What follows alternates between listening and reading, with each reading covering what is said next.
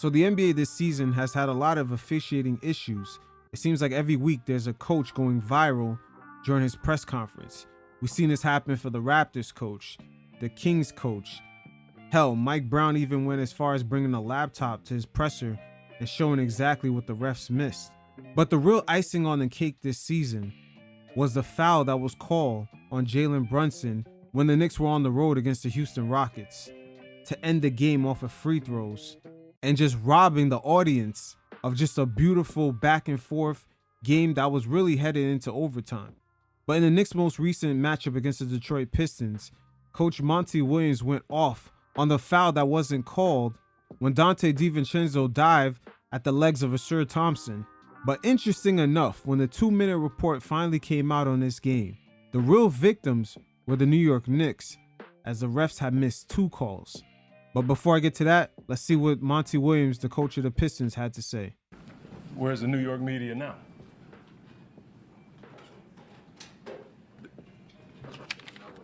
The absolute worst call of the season. No call. And enough's enough. We've done it the right way. We've called the league. We've sent in clips. We're sick of hearing the same stuff over and over again. We had a chance to win the game, and the guy dove into Asar's legs, and there was a no call. That's an abomination. You cannot miss that in an NBA game, period. And I'm tired of talking about it. I'm tired of our guys asking me, what more can we do, coach?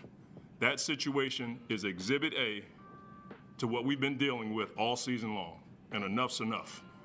You cannot dive into a guy's legs in a big-time game like that and there be a no call. It's ridiculous, and we're tired of it. We just want a fair game called, period. And I got nothing else to say. We want a fair game, and that was not fair. I'm done. Now, for losing teams, there's an uphill battle because there is no benefit of the doubt from the referees. As Knicks fans, we've experienced this throughout the years. But for us, this situation is even times 10 because the national media, the way they talk about and brand the Knicks, it's almost like a team to make fun of. And this does have a trickle-down effect because the perception of the team is that, oh, well, they're just the Knicks. Of course that happened to them.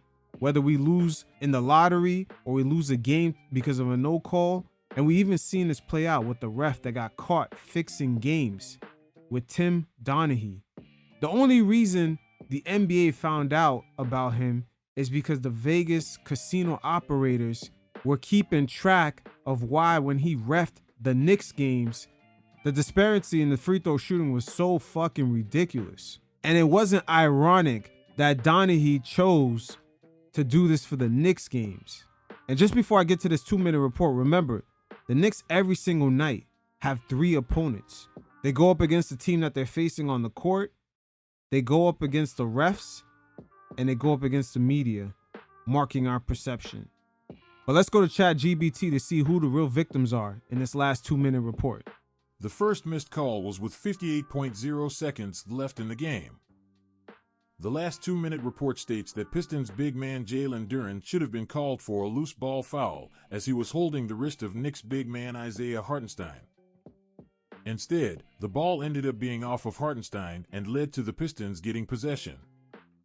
Later on in the fourth quarter, Duren should have been whistled for another violation.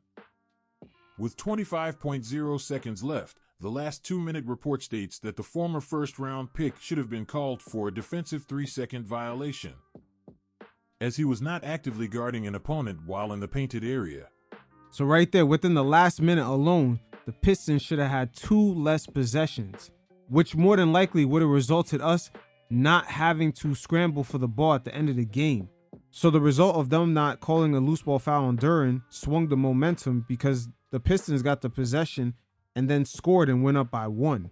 And the second call is even more obvious as the ref is standing right next to Duren that it's a 3-second violation in which the Knicks should have got the free throw to tie the game and the possession. So that's 2 momentum swings on back-to-back offensive possessions for the Knicks that they missed the fucking call. And Monty Williams has the audacity to say it's a fucking abomination after what the Knicks experienced in the fucking Rockets game. Once again, the Knicks have 3 fucking opponents every game, and we getting sick of it too. The refs, the perception the media puts on us, so the refs interpret us that way, and the fucking opponent on the court. Come on, man. Okay, so just going over this official 2-minute report. Let's look at the scenario right here. The first missed call is going to take place in this possession. The Knicks are up by 1 point, right? Now we're going to pay attention to Jalen Duren right here as he's going to draw a loose ball foul on Hartenstein. But pay very close attention to his elbow. He's going to grab Hartenstein right there. Hold him down. You see how he's holding him down? Should have been a loose ball foul right here. Now we're going to take a look at this again. Look at Jalen Duren right here. Look at him hold down Hartenstein's arm. So James Williams right here, he's the most senior official with 14 years experience. And this is our rookie official right here, 4 years experience. And he's the one that has the better visuals on Duren holding Hartenstein's arm. So that's the first missed call. Keep in mind, we're up by 1. The Pistons get the possession back, and they were able to score on the other end. So now they go up by 1. So, of course, on the other end, Quentin Grimes put the Pistons up by 1. It's like guys remember how to play basketball all of a sudden once they come back to the Garden. But typical shit. 32 seconds left. Pistons up by 1. Now the refs are going to miss Jalen Duren for a 3-second violation. So we sure you got a free throw and the possession back. So not only did it miss the loose ball foul in the previous possession, it gave the Pistons ability to go up by 1. But now, just look at Jalen Duren. Now he's in the paint, right? But look at the officials. Now the officials are in different angles.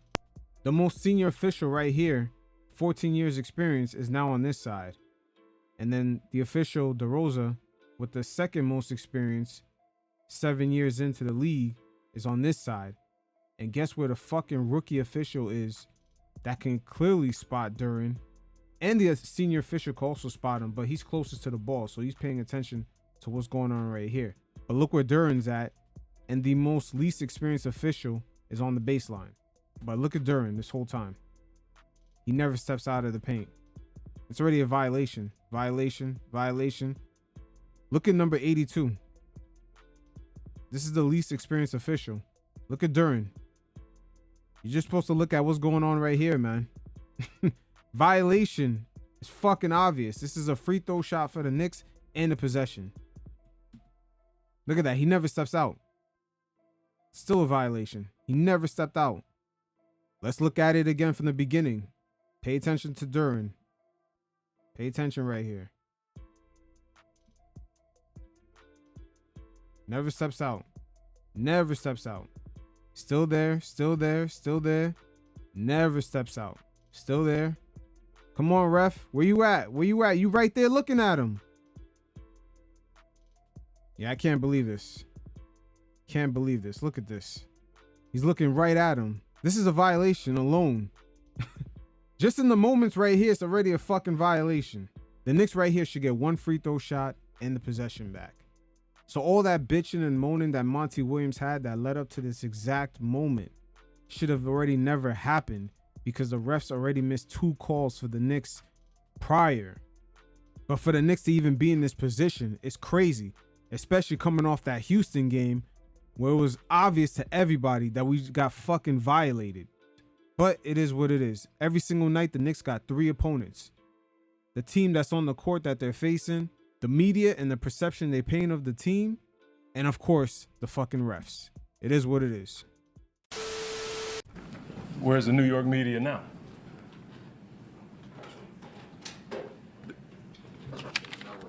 The absolute worst call of the season. No call. And enough's enough. We've done it the right way. We've called the league. We've sent in clips. We're sick of hearing the same stuff over and over again. We had a chance to win the game, and the guy dove into Asar's legs, and there was a no call. That's an abomination. You cannot miss that in an NBA game, period. And I'm tired of talking about it. I'm tired of our guys asking me, what more can we do, coach? That situation is exhibit A to what we've been dealing with all season long, and enough's enough. You cannot dive into a guy's legs in a big-time game like that and there be a no call. It's ridiculous, and we're tired of it. We just want a fair game called. Period. And I got nothing else to say. We want a fair game, and that was not fair. I'm done.